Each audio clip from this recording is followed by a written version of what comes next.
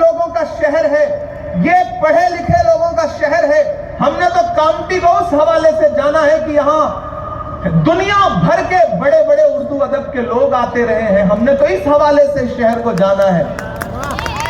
तो मैं इस शहर में खड़ा होकर के आपको एक बात बताता हूं कि सियासत में कभी कभी कुछ लड़ाइयां अलग तरीके से लड़ी जाती हैं। सारा गुस्सा एक ही दिन नहीं निकाल लिया जाता, कुछ बदले अलग तरीके से लिए जाते हैं। 27 साल जेल में रहने के बाद जब नेल्सन मंडेला बाहर निकले और साउथ अफ्रीका की आवाम ने उनको मुल्क का प्रेसिडेंट बनाया, राष्ट्रपति बनाया, तो पूरी दुनिया में हलचल मच गई कि जिस इंसान को 27 साल जेल में रखा हुकूमत ने, वो जेल से बाहर आया तो मुल्क का प्रेसिडेंट बन गया। बहुत संजीदगी से सुनना मेरी बात। एक दिन नेल्सन मंडेला ने कहा कि अपने स्टाफ से, अपने साथियों से कि चलो आज किसी रेस्टोरेंट में खाना खाने चलते हैं। पूरा स्टाफ प्रेसिडेंट यानी राष्ट्रपति के साथ एक रेस्टोरेंट में खाना खाने गया। स्टेज के लोग भी मेरी बात सुने। जब वो खाना खाने गए तो प्रेसिडेंट आया है खाना खाने, तो रेस्टोरेंट का जो सबसे प्रीमियम हॉल था वो खोल दिया गया। प्रेसिडेंट को बिठाया गया इज्जत से, सारा स्टाफ बैठ गया, खाना ऑर्डर हो रहा था। इतने में नेल्सन मंडेला साहब की नजर कांच के उस पार पड़ी तो देखा कि उधर एक चेयर है और उस पर एक इंसान सर झुका करके बैठा हुआ है। नेल्सन मंडेला ने अपने ओएसडी को बुलाया और कहा वो जो सामने इंसान बैठा है, जाओ उसको इज्जत के साथ बुला लो, अपने साथ बिठा करके खाना खिलाओ। ओएसडी को प्रेसिडेंट का हुक्म था, वो भाग करके गया, तुरंत उस इंसान को अपने पास ले आया, बोला प्रेसिडेंट ने कहा है आप हमारे साथ खाना खाइए। वो आके साथ बैठ गया, खाना सर्व हुआ, सबने खाना खा लिया। जैसे ही खाना खत्म हुआ वो इंसान फिर चुपचाप उठा और सर झुका करके तुरंत चला गया। तो ओएसडी उठ करके प्रेसिडेंट के पास आया, बोला सर आपका हुक्म था, मैंने जाकर के उस इंसान को बुला करके इज्जत से अपने पास बिठाया, उसे खाना खिलाया, लेकिन वो पूरे खाना खाने के दौरान सर झुकाए हुए था, कुछ बोल नहीं रहा था, उसके हाथ कांप रहे थे, शायद वो बीमार था। तो प्रेसिडेंट नेल्सन मंडेला मुस्कुराए और उन्होंने कहा कि नहीं, वो बीमार नहीं था, मैं उसको जानता हूं, मैं जिस जेल में 27 साल कैद था ये उस जेल का जेलर था, और जब ये मुझे टॉर्चर करता था, मुझे मारता था, और जब मैं पानी मांगता था तो ये मेरे चेहरे पर पेशाब करता था। आज ये काम इसलिए रहा था कि मैं मुल्क का प्रेसिडेंट बन गया हूं, तो इसको लगा कि मैं इससे बदला लूंगा। लेकिन नफरत का जवाब नफरत नहीं होती, नफरत का जवाब मोहब्बत से दिया जाता है। इससे बड़ा बदला कुछ नहीं हो सकता था कि मैंने उसको बुला करके बिठाया और खाना खिलवाया। अब ये बदला इसकी आने वाली नस्लें कभी नहीं भूल सकती।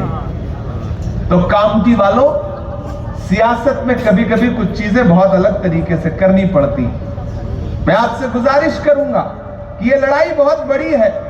मैं इसलिए भी आया कि जो रामटेक की हार की चुभन है और खुसूसी तौर पर उसमें कामटी की जो नुमाइंदगी है, वो चुभन कम करने की कोशिशें हैं। ये गुट्टी फिट की गई, शतरंज का ये खेल फिट किया गया, उस सबको समझना है।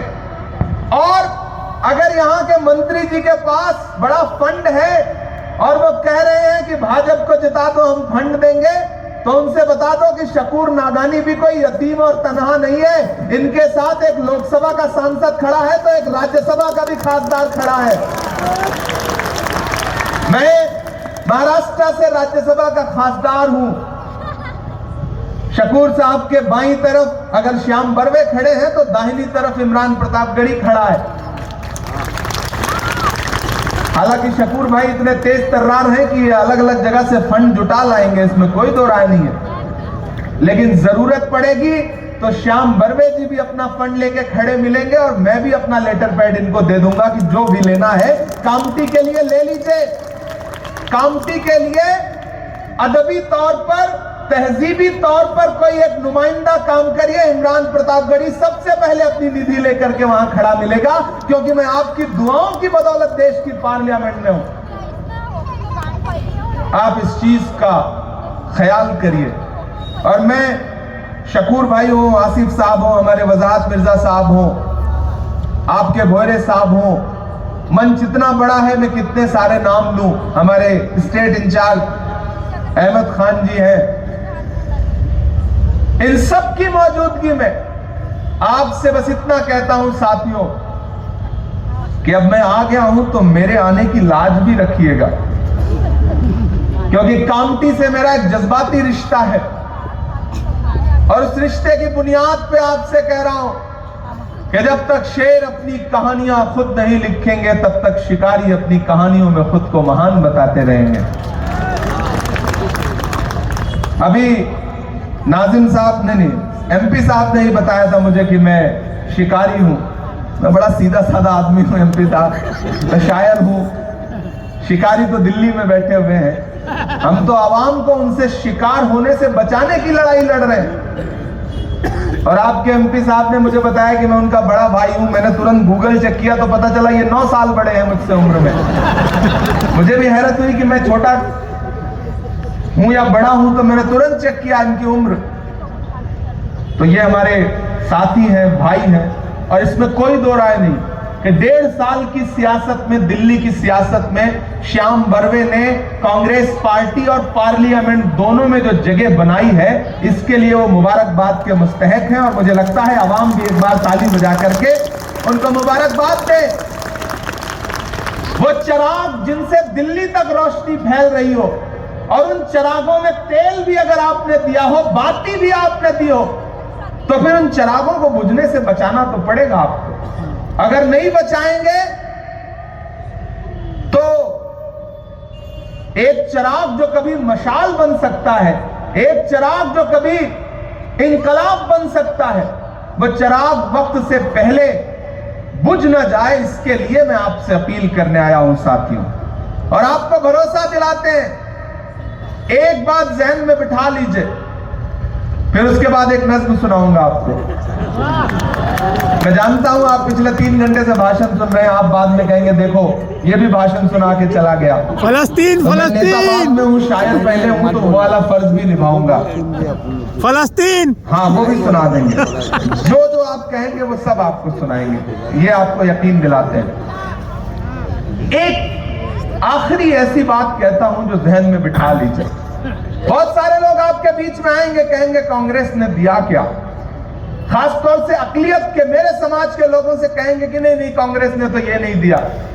एक बात बताओ कामटी वालों, जिस समय लोग आपकी परछाई से दामन बचा रहे हो, ऐसे वक्त में आपके मुद्दे पर पूरे हिंदुस्तान में, पूरी दुनिया में बोलने वाले इमरान प्रतापगढ़ी को अल्लाह ने मुझे शायरी का हुनर दिया, तो मैंने महबूबा के जुल्फ और आंचल पे शेर नहीं कहे, मैंने नजीब की मां के आंसुओं के लिए नज्म कही, मैंने फलस्तीन के लिए नज्म कही, मैंने पहलू खान के लिए नज्म कही, मैंने आपके मुद्दों पर पूरे हिंदुस्तान में अपनी शायरी को जरिया बनाया लड़ाई का। और एक दिन राहुल गांधी जी ने मेरा हाथ पकड़ा और कहा कि जिन मुद्दों पर हिंदुस्तान की सड़कों पर बोलते रहते हो, मशायरों में बोलते रहते हो, उन्हीं मुद्दों को लेकर के, उसी आवाज को लेकर के देश की सबसे बड़ी पार्लियामेंट में जाओ, राज्यसभा में जाओ और अपने लोगों के लिए आवाज उठाओ। लोकसभा का टिकट जीतने की गारंटी नहीं होती, लेकिन राज्यसभा का टिकट तो जीतने की गारंटी होती है ना। मुझे राज्यसभा दिया और मेरी खुशनसीबी है कि मुझे महाराष्ट्र से राज्यसभा भेजा राहुल गांधी जी ने, कांग्रेस पार्टी ने। मैं सबका शुक्रिया अदा करता हूं और आपसे ये कह रहा हूं साथियों कि ये जो आपको अलग थलग करने के लिए आए, उनको बता दो कि मुल्क मोहब्बत से चलेगा और मोहब्बत में सबको एकजुट करके चलना पड़ता है। वक्त का बिल आया, याद है आपको, देश की पार्लियामेंट में जब वक्त का बिल आया और लोकसभा में वोटिंग हो रही थी, रात के 2:30 बजे श्याम बर्वे उस बिल के खिलाफ वोटिंग करने के लिए लोकसभा में बैठे हुए थे। मैं एक आंकड़ा बताता हूं आपको कामटी वालों, उस बिल के समर्थन में भाजपा को अगर 288 वोट मिले सांसदों के, तो उस बिल के खिलाफ में 232 वोट